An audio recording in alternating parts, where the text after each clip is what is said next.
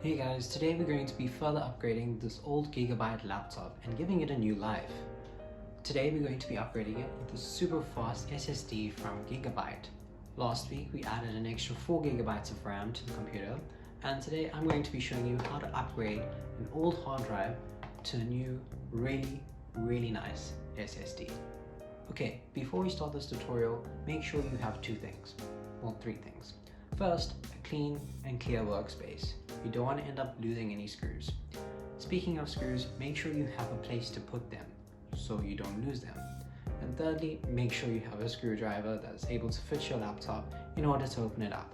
Then, as usual, make sure you are grounded before working with any electronic equipment so you don't damage them.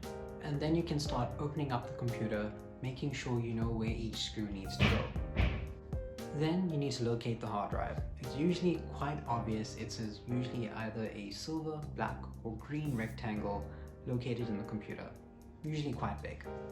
Next, you want to remove the screws holding the bracket which is holding the SSD in place. Sometimes there's no double bracket on the SSD, but on this laptop here, when I was upgrading it, there was an extra bracket, so make sure you remove that. Once you have the bracket removed, gently push out the hard drive out of the current cage. Next, open up your SSD. I've got this 240 gigabyte hard drive from Gigabyte, the company Gigabyte. From there, it's pretty simple.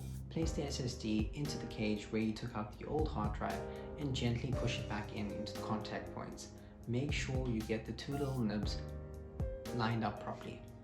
Then, connect all the necessary cables and brackets back onto the SSD.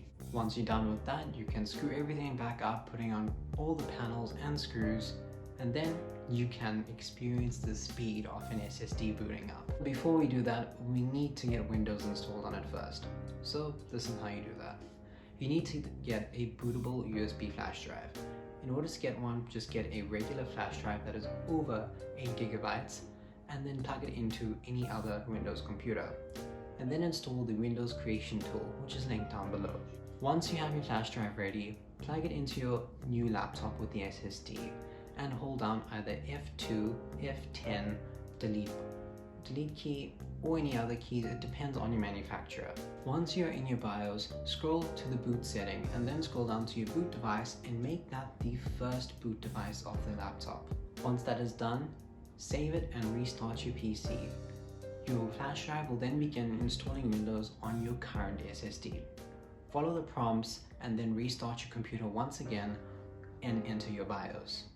Once you're back into your BIOS, go down to boot device again and then click the SSD as your first priority boot device. That is because we've already installed Windows and we don't need the flash drive anymore, so you can unplug it. Once that's done, go through the regular Windows setup, which takes a painfully long time, but I eventually got it set up, and here we go at the Windows home screen. So that's how you install an SSD. Decently easy and not too complicated. Just a couple of buying tips, and something really to look out for when buying SSDs in particular is that look out for a chip called DRAM cache.